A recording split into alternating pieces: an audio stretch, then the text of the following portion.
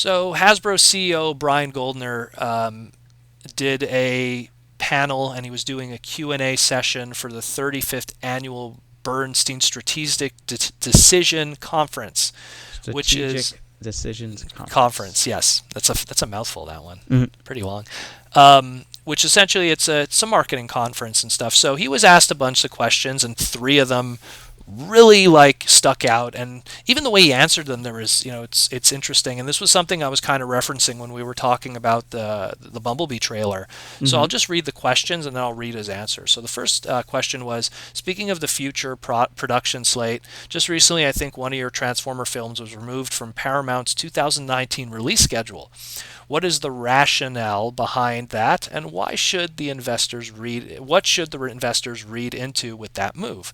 So his answer was, so really, and I'm going to have to read it like as he's talking because that's literally how they wrote it out here. So Mhm. really, in some ways, it's just the fact that we were able to get the Bumblebee movie out for 2018. So that'll come out this Christmas, which means the home entertainment window will probably be 2019.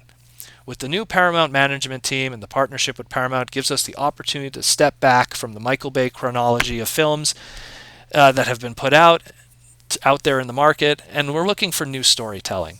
So rather than put another movie out together for the 2019, we wanted to take a beat. I think he meant to write take a break, but take a beat and develop across a couple different possible creative decisions, and then you'll see certainly a raft of great Transformer films in the future. I would read nothing into it except that Bumblebee will be in the market for next year. We felt it was a good moment in time when we should again reframe the creative direction of Transformers, which is it's a super political kind of answer that he has Mhm. here, which is like, and it's sad because it almost seems like, well, we really wanted to just get the movie out there. We want to Well, get yeah. it. I mean, like he has to be. Remember, He's the CEO, of course, yeah. he's the CEO, and he has to talk about it to invest. Like the way he's talking, the way he's answering, is definitely as if he's talking to investors. So it's a little bit different than when you're talking to the general public. Mm-hmm. You're talking to people that put up their own money for you to make money with their money. You have to answer these people. Basically, your job is to make them money. You know, so So then they ask the next question here. He goes, "What is it about the existing direction that is the most needed to be reframed, so to speak?"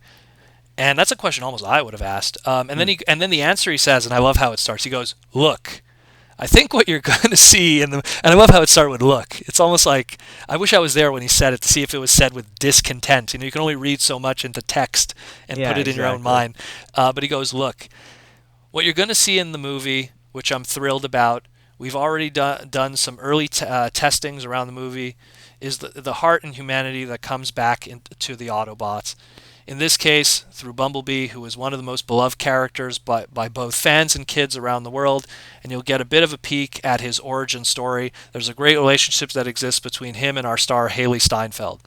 And then he goes on to continue. It gives us a chance to harken back to a bit of the first Transformers film that we loved. I think he's referring to the 2007 one. Yeah. Um, an awe-inspiring nature of Boy and his car.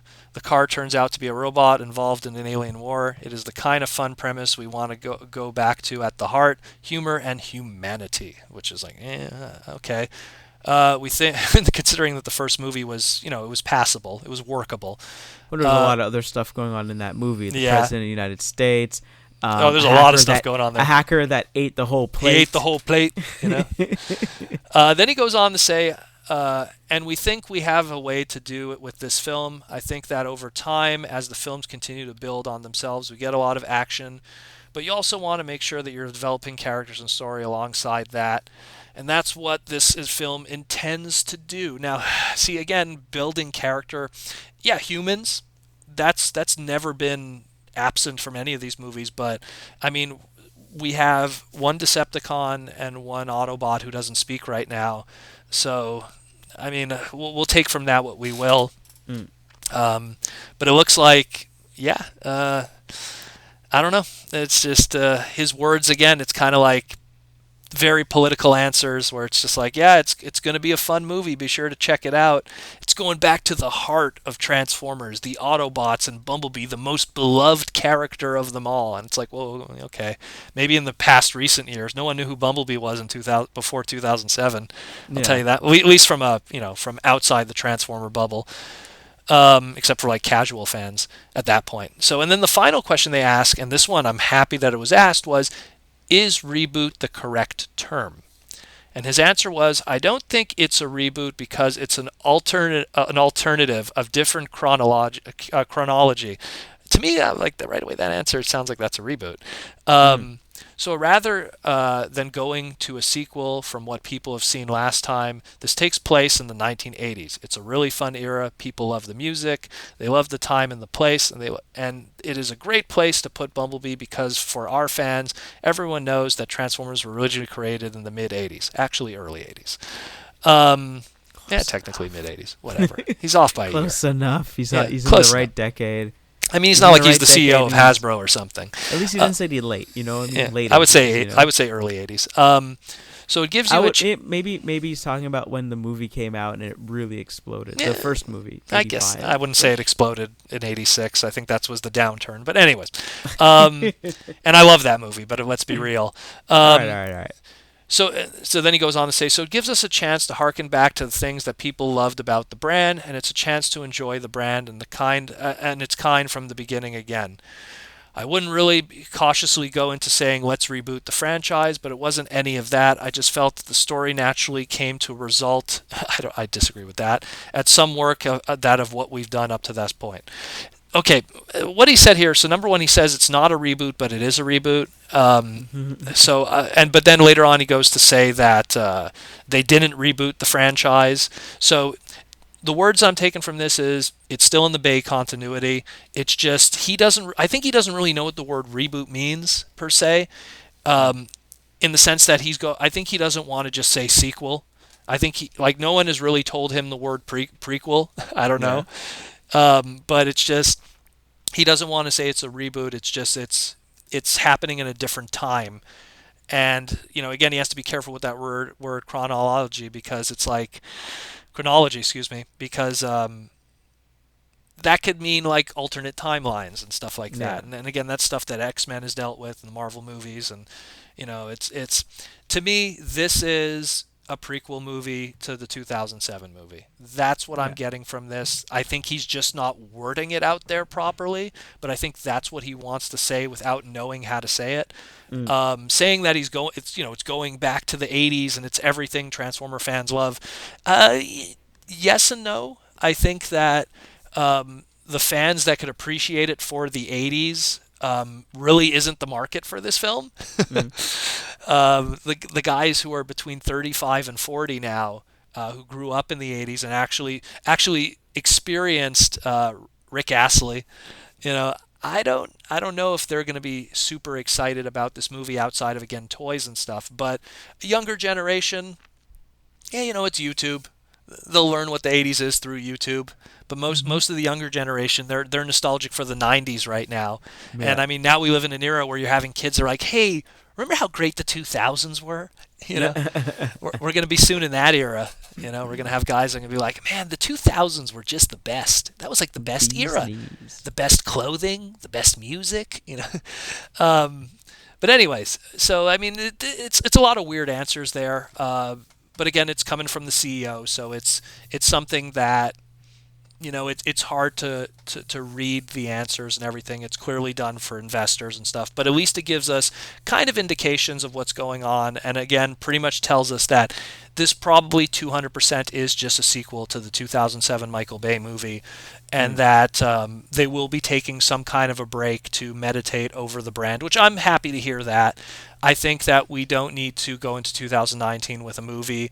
I think that we could just go into 2019 and let Hasbro focus on some of their other brands, and like Transformers will always be there. The fans will always be there.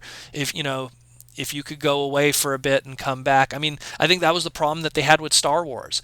Like, I mean, I don't want to talk about like, let's say the Solo movie or something, but I think the Solo movie would have done well, not changed the movie at all, but would have done well if it was like a 3-year gap from the last Star Wars movie.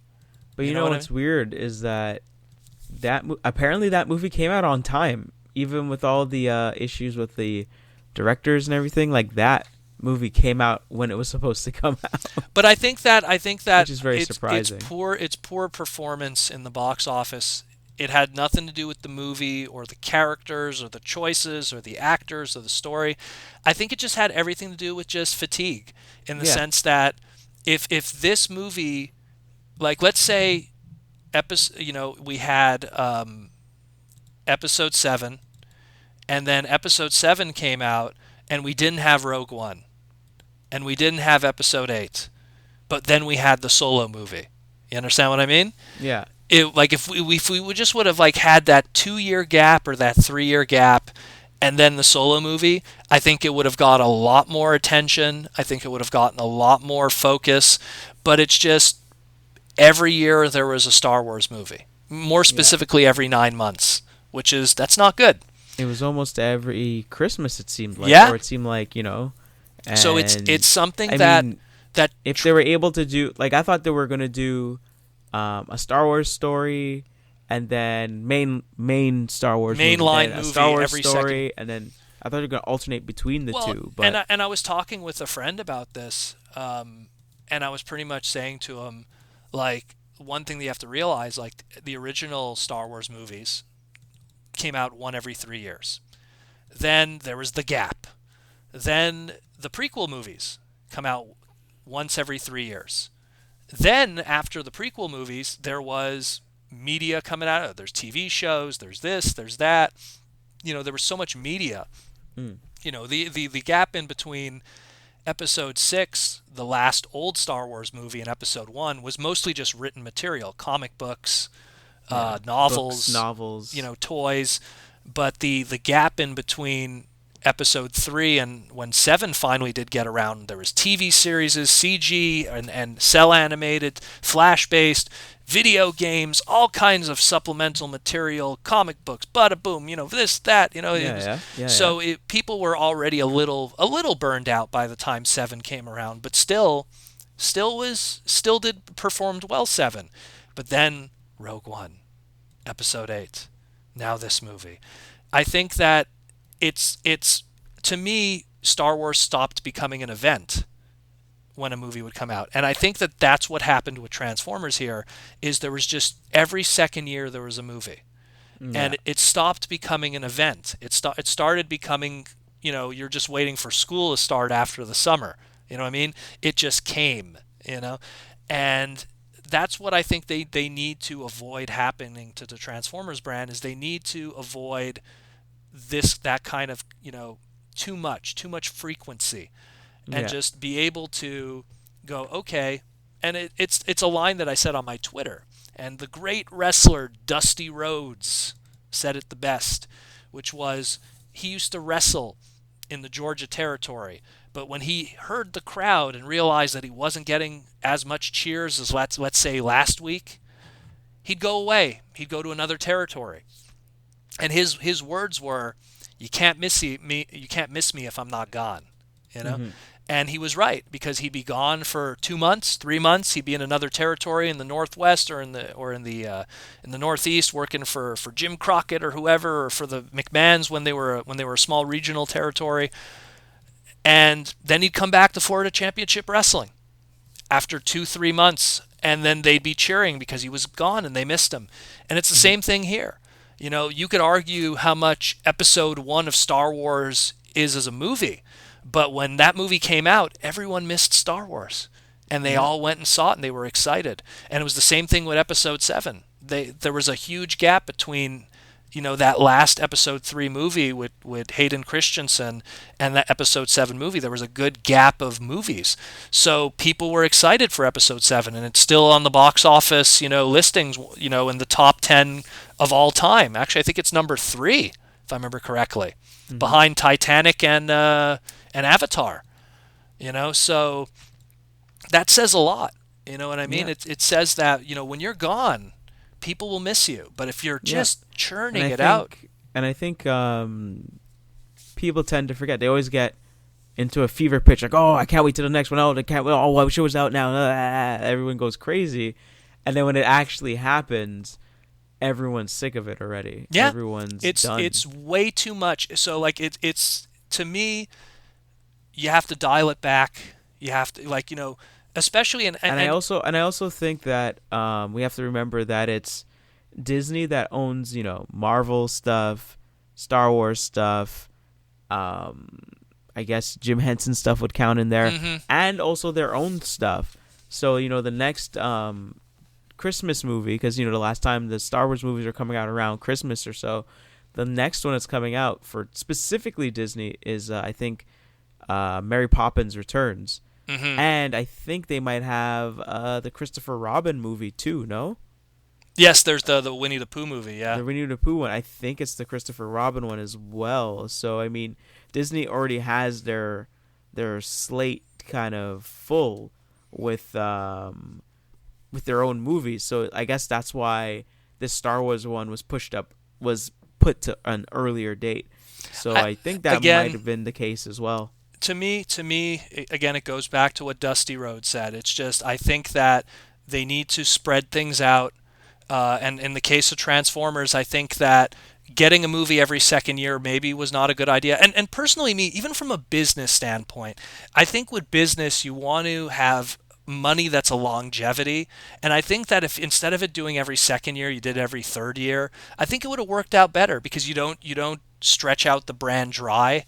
You know what I mean? You give it time for the story to evolve and for people to get excited. And in between that, while you're getting people excited waiting for the next movie, you could feed them the other stuff. You feed them the TV series that should be just as good, and you should be feeding them the comic books and the non show related toy lines like all the classics related stuff and all the generations related stuff that technically do have a show now, but we're really in the end they were more collector homage lines to the classic stuff. So Yeah. I mean it to me that's what it should be. They should take a step back, take a breather, and return to it. I mean, it's kind of sad, and in a lot of ways, how they were building to Unicron, and it looks like none of that's ever going to be resolved now. Really leaves on a cliffhanger, if anything, and it's Yeah. sad that the movie verse is going to, if it is going to end like that, that is how it's going to end. But who knows at this point? Maybe if they're going to go take a step back, maybe they're going to want to revisit it and just finish that continuity. Maybe not. I mean, they've abandoned, in the case of let's say Marvel, they've abandoned two different Spider-Man Yeah. continuities. You know what I mean? So Well, there's that's two. more so Sony doing that. Yeah, but that's what I'm trying to say. Like it's at least in those two, those are two hanging, loose ends of continuities there that'll never be completed. Who knows? Maybe Transformers is just going to end with that too. We'll never get to finally get Unicron proper, at least in this continuity. Might be a good thing, might be a bad thing. I mean, if you would have told me, yeah, we'll give you that final conclusion, but the movie is going to be really terrible, Yeah. then yeah, maybe it is a good thing we never got it. But at the same time, we'll see. We'll see. I mean, to me, I'm glad that after this B movie, there's going to be a breather, much needed, much needed, because there's a scab right now that needs to grow on this wound that is the movie verse, Hmm. and I think it needs to heal. It really needs to heal, and it really needs to fall off and be normal skin again, because right now it's pretty damaged.